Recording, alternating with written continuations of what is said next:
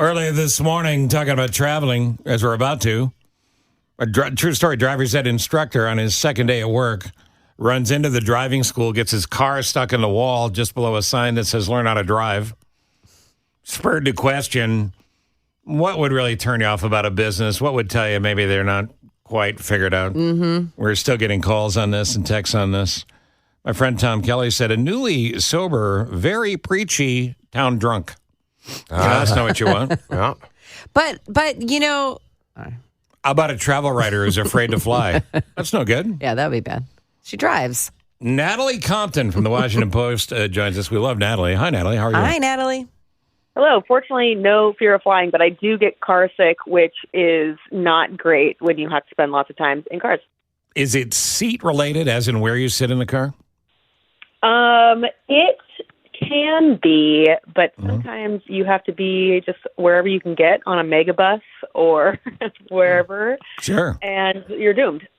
Washington That's too Post reporting, ProPublica reporting. I assume this is a ProPublica story.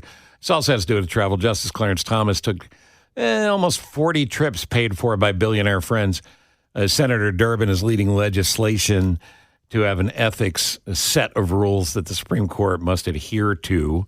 The court is fighting it, said we'll take care of our own business. So Tom is working on getting Senator Durbin back on to discuss that. But let's talk about the travel we're talking about with Natalie Compton at the Washington Post. Nobody's going to Maui, are they? Nobody's going to Maui. Maui is asking people not to come. It's just such a devastating scene there right now. They're still looking for people who are missing. There's obviously insane damage. People are saying you could probably still keep your vacation if you were going to another island, but if you're supposed to go to Maui, you should not. There's lots of people stuck at the airport, and it's just a sad, very sad scene there. It is literally on fire in a way that no one can ever remember, where people that live there, work there, were tourists there, were going into the ocean to save themselves. And, everybody's got a phone, so they're holding up their phone, taking a shot back at Lahaina, and it looks like they're just watching Lahaina burn. They are. I had gone there for a work trip a couple years ago just to see how things were opening after the pandemic, and did interviews with chefs in that area, and the posts that they've been sending have been heartbreaking. The buildings are just absolutely gone. There's so much history in that area that's all burned. So unfortunately, this is something that we've been seeing a lot of this summer and past summers, and it seems like for the considerable future, we're just going to have these wildfires pop up all around the world during these months. I was talking to the guidebook writer Rick Steves yesterday. He just spent 100 days in Europe, and he was just saying it's going to be an issue for planning trips in June and July going forward. They might have to shift when they take people just to keep people safe when it's extremely hot, but also seeing how their plans are impacted by fires, too, is becoming more and more complicated. Yeah. There was all the fires in Greece recently as well, too, and people had to cancel the trips. This is a climate change impact thing. That's the story. Explain to us, when it's an act of God, what people are entitled to. Maybe I've got tickets to fly there today. Am I just going to get the standard, okay, you got a year to use these, and the value has to be the same? If it's more, you have to pay. Is it that kind of thing? It's that kind of thing, but you also have to cancel still. So, if you just didn't go, we saw this a lot with COVID. You can't not take your trip because you were worried something was going to happen, or say, oh, it's too hot now. I think we're still not where there's, clear policies from airlines, this place is experiencing a dangerous heat wave. I'm going to cancel my trip. I'm not sure you're going to get any sympathy from them there. But, yeah, if there's a natural disaster and you cancel, you should be able to get a voucher. But you can't not cancel, tell them, oh, I didn't take my flight yesterday, and expect much from them. You've been to the Middle East recently, or are you about to go? I went to Lebanon for a wedding, which was an incredibly special, wild time. Friends there went all out, over the top hospitality. It was one of the most special trips in a long time, but fortunately not too hot. It was interesting to see, That's pretty being wild. there, having friends who were in other parts of Europe. They are cooking, and somehow being close to the Middle East, we were fine. Nice breezes. That's amazing. You go to the Middle East to cool off. Yeah. Political climate tensions like that, feeling it on the ground or not really? Yeah, there were tensions, but not in a way that you might think. I thought one of the harder parts was seeing lots of Syrian refugees there who are still trying to struggle and figure out what they're going to do, and that was a painful scene. But really felt incredibly safe, and there wasn't even the air of, am I going to be safe when I'm here? No one said, oh, don't walk alone at night or don't take taxis, that you might get some of that advice when you're traveling, and even places in the United States. So I felt incredibly safe and lucky to go. People were very welcoming and loved the United States. I even had to go see a doctor, and I was leaving, and he said, you don't have to pay. This is your welcome to Lebanon. Wow. What that was are nice. you talking about? This would never happen Wow. in the United States. So, Right. And you're okay now? You don't want to make people worry. Yeah, I'm great. Do not send your well wishes. I'm totally fine. But what was interesting was he told me about his many, many trips to the United States and how he loved the Mall of America. Oh, that's wild. He was going on and on about this place where he goes and gets all these gifts for people. Well, that's funny because I know this too. She's also, I think, about to go. Maybe you already have gone to one of the more dangerous spots in the world, the Minnesota State Fair.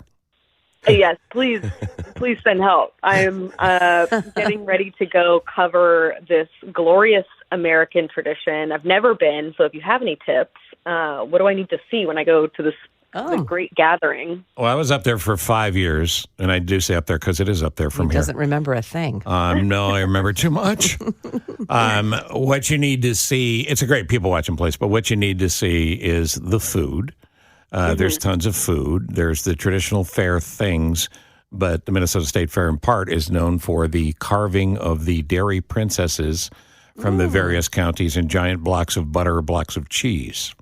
Oh, so these dairy princesses sit in this frozen situation, and they take off their parkas for the artist to get a sense of how to do the carving. And the carvings are really, they're really good. Lifelike. They really are.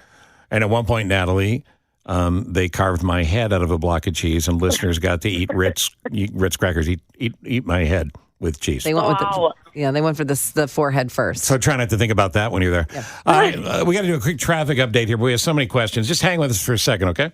yes.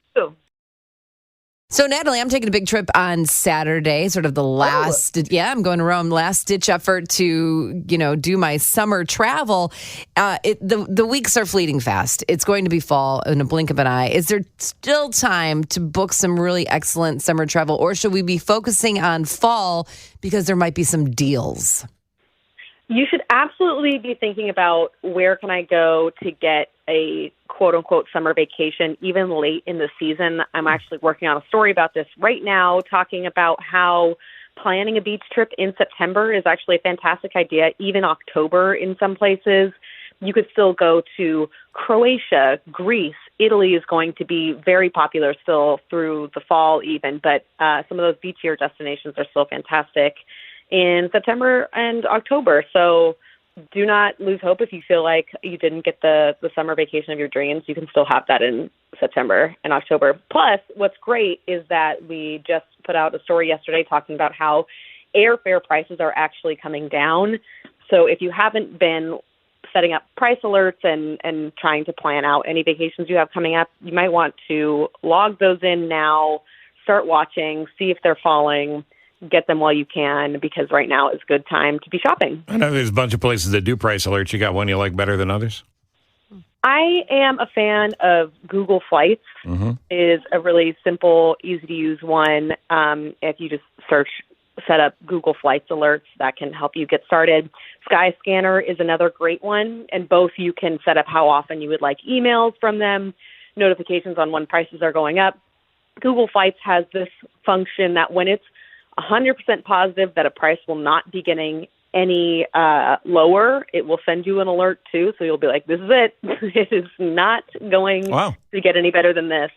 But they only do that when they're totally, totally sure. So it's a rare feature. I really like Natalie's tips. I did not know that. Yeah, so 100% sign up for those. For holidays, too. I'm old enough to remember a time when 30 days out was plenty of time and a real good time, as a matter of fact, to book a flight. And then you get to 2 weeks, you're starting to get squeezed, price goes up, maybe you get on, maybe you don't. Are we in a new normal here where 30 days is nowhere close to enough with less planes, less seats and all that? 30 days can still be good. It really depends on, are you flying international, domestic? Is it a popular route with lots of capacity? Are there flights there all the time? We are seeing that last minute stuff is generally very expensive because they know you need it and they're going to charge you for it. And obviously the holiday stuff is always going to be expensive, peak summer. So you can still find great deals within 30 days. But really, your best bet is just to start looking in advance, setting up those price alerts so you can watch and feel like you're in better control of the situation instead of just leaving it up to the gods. I just have one last question for you, Natalie. We know that Gwyneth Paltrow's guest house is going up on Airbnb. Not something I will rent, but are you going to rent it? You know what? I'm not going to rent this one. Not that I wouldn't enjoy myself. If you look at pictures of this thing, there's a glorious soaking tub going on in this little guest house in Montecito, California. It's a really interesting promotion because a lot of times we'll see this for movie sets or they rented out the last Blockbuster store that exists. This one's a celebrity's forever home. She built this thing from the ground up with her husband, and the fact that they are letting anybody stay there is pretty interesting to me. So I'm wondering, are you going to have to sign an NDA? She's going to greet you there. You're meeting Gwyneth Paltrow. You're getting a bunch of Goop products. Wow. So it's an interesting promo. Then you're going to be besties and take selfies and put it on the Instagram. Well, as you know, I'm going to Italy this fall, and Clooney wants me to come over. And I've already told him no. You can stay in his guest house. Yeah, I mean, you're busy. he's trying to pay me to come to his house. I said, "Look, George, I got stuff to do, man." Right.